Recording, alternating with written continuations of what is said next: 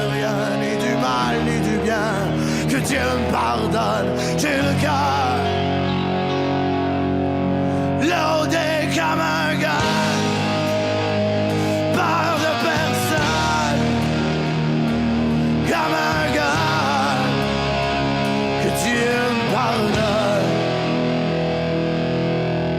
S'il faut trancher sa peine pour partir sans regret, je trancherai la tienne et la mienne après. Je suis sûr que le vide est rempli de lumière.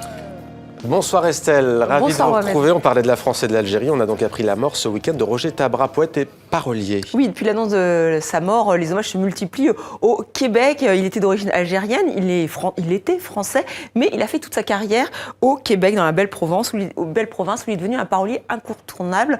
Il a écrit des tunes, comme on dit là-bas, des chansons pour une cinquantaine d'artistes québécois, dont Éric Lapointe, que l'on vient d'écouter. Ils avaient vraiment une vraie complicité artistique. Ils ont travaillé énormément ensemble, mais il a aussi écrit pour Isabelle Boulay, Garou, Diane Dufresne, et en France pour Johnny Hallyday. Il se voyait comme un amouriste. Il avait seulement 66 ans, donc on a appris sa mort ce week-end. Donc voilà, vraiment un amouriste, un parolier un peu désespéré. Écoutez-le.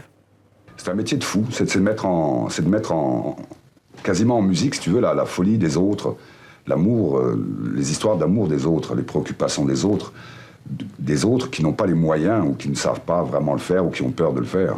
Chaque chose contient son contraire, probablement. Et chaque chose doit être enceinte de l'inverse d'elle-même. Alors ma vie est enceinte de ma mort. Et ça me fait chier. J'aurais tellement aimé que ma vie soit enceinte d'une autre vie. Ben oui, j'aimerais ça être éternel. Voilà, un amouriste, c'est-à-dire qu'il parlait d'amour. Oui, Estelle. ces chansons parlaient beaucoup d'amour, de rupture, d'amour qui fait mal.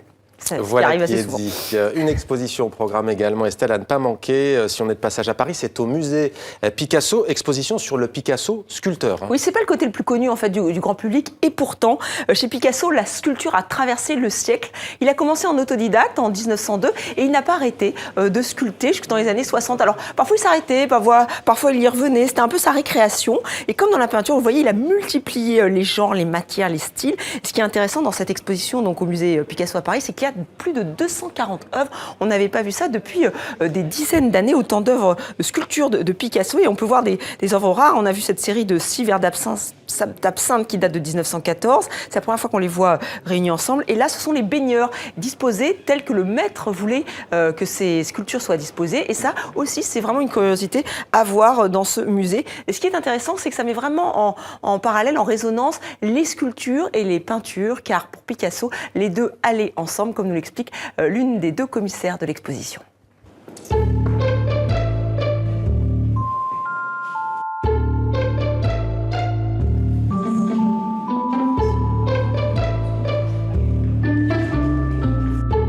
Picasso expérimente, il cherche à faire éclater les moyens traditionnels de la peinture, les moyens traditionnels de la représentation, comme par exemple la perspective, pour démultiplier les points de vue. Et la sculpture, en quelque sorte, l'aide à résoudre cette recherche picturale.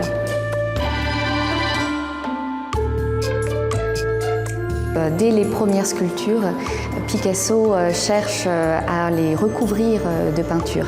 Qu'il s'agisse des bois, la série des verres d'absinthe qui est tout à fait emblématique et qui est une série de 6 bronzes à l'origine identiques et que Picasso peint de manière singulière, distincte, recouvrant certains et notamment un exemplaire de sable afin de les individualiser. Donc il y a ce besoin, cette envie d'allier à la sculpture, au volume, la peinture.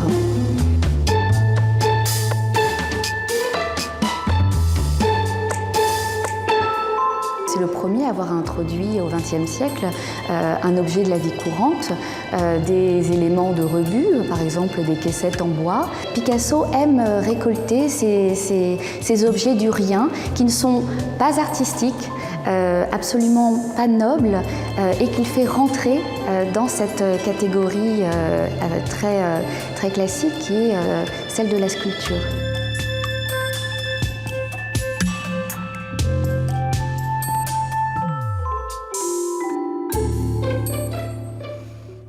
Voilà pour cette exposition, Estelle. Et il aime lui aussi jouer avec les perspectives. Philippe Serre présente sa nouvelle création à Chaillot. Oui, c'est un chorégraphe suisse qui, depuis 30 ans, aime bousculer nos certitudes, aime jouer avec notre perception visuelle. Donc, il célèbre cette année ses 30 ans. Ils sont donc à Paris pour présenter l'une de ses dernières œuvres. Elle s'intitule Vacuum. Alors, avec lui, la danse, ça glisse vraiment vers l'art contemporain, vers la performance. Regardez.